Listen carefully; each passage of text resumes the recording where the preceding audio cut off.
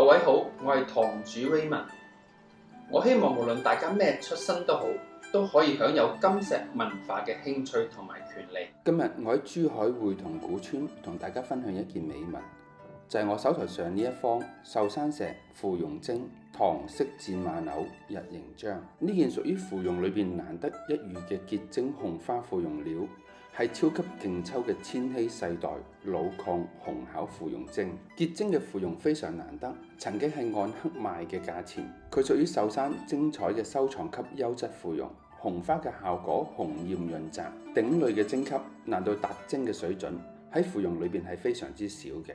石頭嘅品相一流，石質細膩，肌理裏邊清幽雅致，質地非常好。作品溫潤而且通透，柔潤凝結，手感超級好。呢種飽滿結晶嘅級數嘅芙蓉品相同埋稀有度，千禧年裏邊市場出過一批，從此就絕礦啦。作品圓雕類嘅風格，講起唐式戰馬嘅印鈕，當今福州嘅風頭躉應該要算雷兄一份。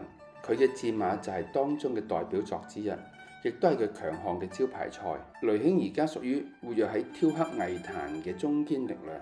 呢件作品雕工非常之精美，生動形象，戰馬嘅身姿雕刻技藝若然石上，神態都非常之到位，從輪廓、眼神、下顎、鼻息等等，把一匹奮進中嘅戰馬刻畫得惟肖惟妙。尤其是對姿勢嘅描繪，頭部略低，下顎微收，撥汗耿直，呢匹亮軀細節不馬虎，方寸之間見大氣磅礴。